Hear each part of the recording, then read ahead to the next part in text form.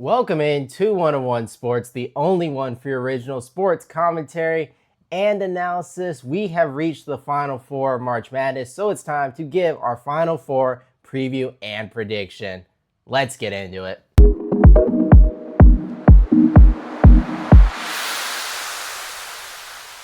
All right, before we get started, if you guys enjoy this content or any of the other college basketball content on the channel, consider leaving a like and subscribing. We're going to have more postseason content. We'll have a way too early top 25, cover the transfer portal, all that stuff with college basketball. And of course, there's going to be NBA playoffs coming up, college football start back up, all that year-round coverage of your favorite sports. I would really appreciate it if you could support the channel. With that being said, let's talk about these Final Four matchups. First, we have UConn, Illinois. Then we have Arizona, Michigan. And I feel like we can't talk about UConn, Illinois without talking about the precursor, which was Duke versus UConn. One of the craziest games really ever in college basketball. You have all the stats like one seeds, 134-0 and up 50 at the half. Duke, of course, loses. UConn, you have the conversation of like, is it the UConn comeback? Is it the Duke collapse? UConn now in their third Final Four in 4 years. Then Illinois, if we want to talk about them, they were really dominant defensively this round, really all tournament, but especially like shut down Houston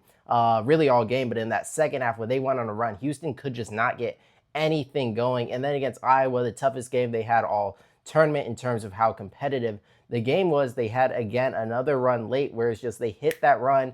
They're getting blocks with their size. They're getting too many rebounds with their size because they are huge. When you have both Tomislav and Zvonimir Ivisic, and then Merkovich making plays. Stojakovic is getting into the cup. Keaton Wagler hitting from the outside. Humerkis can shoot. Like, they can beat you in a lot of different ways.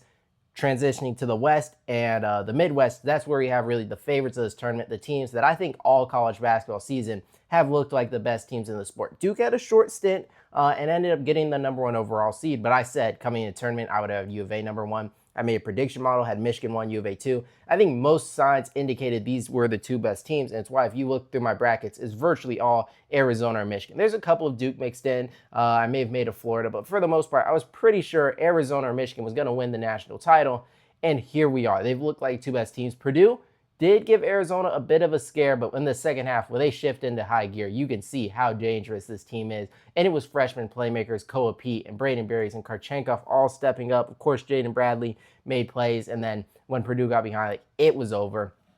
And then if we want to talk about the Arkansas game, I mean, 109 points on 5 threes was ridiculous. And then Michigan, when Jackson Lendenberg's shooting the way he is, and Elliot Cadeau's playing good ball, and the size they have on the inside, even with a guy like Morez Johnson struggling, playing worse than he was, or playing some of his weaker games, I would say, even with that, they've been just so physically imposing, too talented. They are, if you're asking me, the most talented team in the country, hands down. I've said Michigan is the most talented, but I think Arizona is the best team, has been kind of my analysis because of Arizona's consistency and Michigan's tendency to sometimes play up and down the competition, and over-reliance on just one point guard, I think, can limit them as well. But I do think they have the highest upside of any team.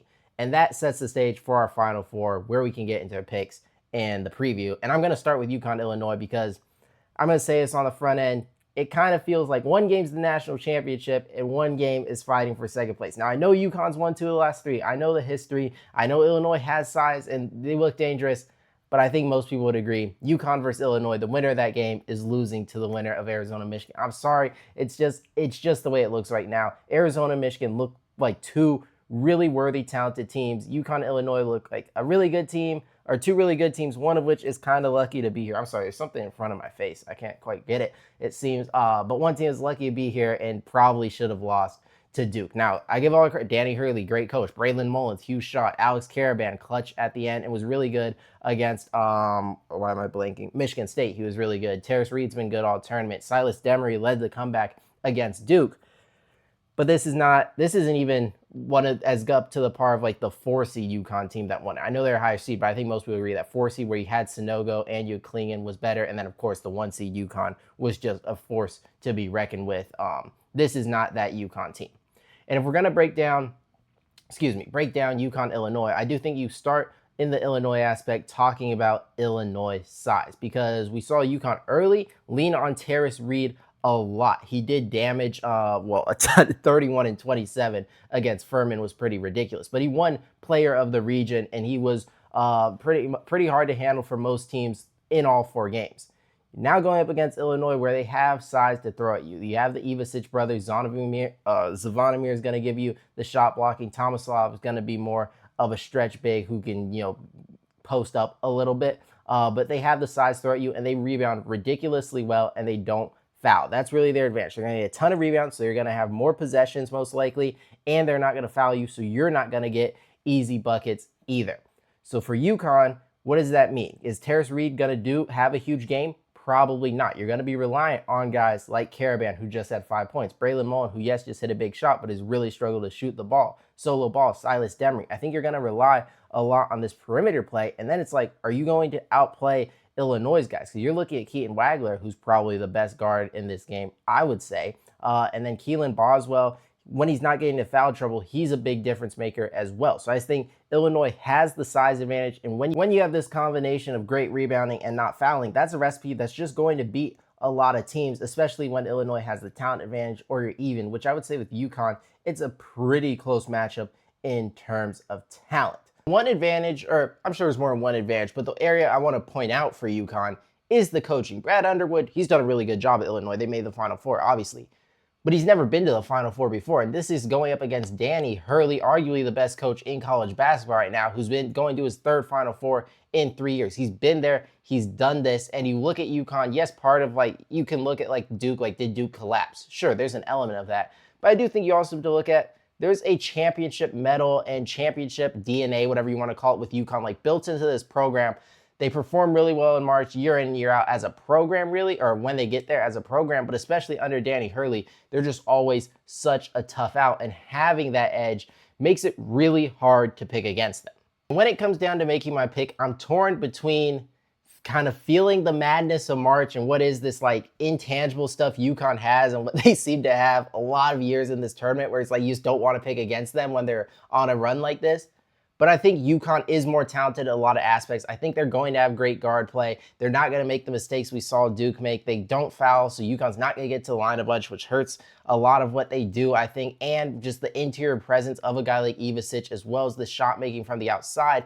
I think it's just a lot to handle for a UConn team that I don't think should have really made it here. So I have to pick Illinois to win this game. Yes, Fighting Illini advance to the national championship, where they'll play the winner of Arizona, Michigan. And this one is even tougher for me to predict because I think this is two championship teams. This is two teams that any given year I could have seen myself picking to win March Madness. And we start by looking at the matchups. What I'm really interested is, does Arizona change up their starting lineup? Because Michigan likes to start this huge starting lineup. So you have Elliot Cadeau and you have, I think McKinney's starting, but it could have been Burnett. It also could have been Gale. But point I'm trying to make is Yaxel Lendenberg at the 3, Merez Johnson at the 4, Ade Mara at the 5. That's always been the case, is Michigan starting that front court. That's huge. Arizona likes to start Bradley and Burries in the backcourt and then Karchenkov at 3. Running Karchenkov to guard Yaxel Lendenberg is a big task. I think you'd rather have Koa Pete shift to the 3, guard Yaxel, but then do you start a guy like Awaka, Big 12 6 man of the year, to match up with Merez Johnson with that strength, with that physicality, and then put 7-2 Mo Krivas to guard 7-3 Ade Mara? I could see them doing that. I think it matches up better defensively, and you can still play with that lineup. And then you get Karchenkov, a guy who's a good enough starter. He's coming off the bench, kind of comparable to Wolverines' Roddy Gale. Del Orso is kind of comparable to Burnett. I would say McKinney maps to Burries, Bradley maps to Cadeau. This pretty even across the board when you look at a lot of these matchups, and both teams are really deep. You could argue Michigan, depending on what you think of Will Shedder versus a guy like Dwayne Aristotle, if he's going to play, which he may not play. We'll see if Arizona would even run 8 or 7 in this game. Same with Michigan. Michigan may only run 7 as well, and of course foul trouble will play into that. These are super even teams. Like a matchup like Koa versus Yaxel, what Koa Pete just did to win region, player of the region, same thing Yaxel just did. 2 excellent players. Awaka versus Johnson, great rebounders, a lot of strength inside, playing close to the basket. Mo Krivas and Ade Mara, shot blockers, interior presence, over 7 foot, 7-2 in Krivas' case, 7-3 for Mara. Mara probably adds a bit more of the passing aspect, whereas U of A will play more through their guards than Michigan, because Michigan at times will like to play through the bigs of Mara, even Johnson, and of course Yaxel, whereas Arizona, you're going to get the setups coming from Bradley and Burries, who that is Arizona's biggest advantage here, I would say, is for as well as Cadeau's been playing, for as well as Burnett, more so McKinney, I would say, is shooting better than Burnett is, but Burnett, of course, can make shots. the guard play is no question in favor of Arizona. You have the Big 12 player of the year in Jaden Bradley, who not only is he has all this veteran experience, he's always going to make the right play, master in the mid-range. He's also doing it on the defensive end, and in a tight game, you trust him more than maybe any other player on the court. You saw what he did against Iowa State. You saw what he really did all season long. He's going to make the clutch basket. And then Braden Burries, for as good as a freshman like Trey McKinney is playing and shooting, Braden Burries is going to be a top 10 pick in next year's draft in all likelihood. He does it on a defensive end. He helps rebounding, which is really important against a team like Michigan, and he's one of the better shooters Arizona has. We're looking at the bench. I think Del Orso provides a bit better of a spark than Nimari Burnett just because he's been hot down the stretch. When he's getting his shots up, seems like they're falling at a really high clip. And then who's the last bench piece I'm thinking of? I'm blanking. Oh, man, not Aristote. Oh, Karchenkov, if he shifts to, is between Awaka and Karchenkov. Karchenkov just does all the little things, though. He's good with his hands. He's getting back doors. He's slipping in, has no left hand, can't really shoot, but he's still a super effective player. It's a really weird combination. He's just a smart guy making all the right plays. So then if we go Michigan, if you're not going to win the guard battle, you're not going to win the bench battle, in my opinion, you would have, because I don't think Roddy Gale is going to make the impact that Karchenkov has, and I do expect Awaka to start. Then I'm looking, can your front court outplay Arizona by that? Like, you can outplay them, but by how much? Because Yaxel versus Koa Pete, I think Koa Pete can do a good job defensively. I do give the edge to Yaxel because what he can do from the perimeter, handling the ball as well as shooting from the outside, is an element Koa Pete just doesn't have. But I don't think Morez Johnson is going to outplay Toby Awaka. The way they've been playing, Toby Awaka is going to be better on the boards. I like his physicality better. Morez Johnson is prone to traveling at times in the paint and has been missing a lot of layups. If you watch the Tennessee game, he's relying a lot on his strength. It's not even working out that well. Awaka, I think, is going to do a really good job. And yes, I prefer Mara to Krivas, but both I think are going to make a defensive impact. Mara is likely going to get in foul trouble at some point. It seems to happen every game, more so than it does with a guy like Mo Krivas. So while I would take Michigan's front court, I don't think I'd take it to the degree I would take Arizona's backcourt. I think guards win in March, and I think Arizona's going to win this game. The one thing I will say, I slightly prefer what Dusty May's been doing than Tommy Lloyd all season long as a coach, but I don't think the difference is huge. Both are nominated as two of the 4 finalists for Coach of the Year, along with Jon Scheyer and Hoiberg. So I think we're getting an excellent coaching matchup on each side. I think Arizona is just barely better. Michigan, look, if Michigan has it all clicking, then their size is too much, and Cadeau's hitting threes from the outside, and everyone's making threes, then their size and three-point making in combination can beat anyone in the country. But Arizona has a defense that I don't think you're going to see Michigan play their best game. They may play a really good game. I'm expecting an all-time classic from what I think is one of the best Final Four matchups we've gotten in my time as a college basketball fan. Like, off the top of my head, there's not a matchup I remember being more excited for in the Final Four, and we just had all 1 seeds last year. Now, part of that is I'm an Arizona fan and I'm a Michigan fan, and I think they're the 2 best teams.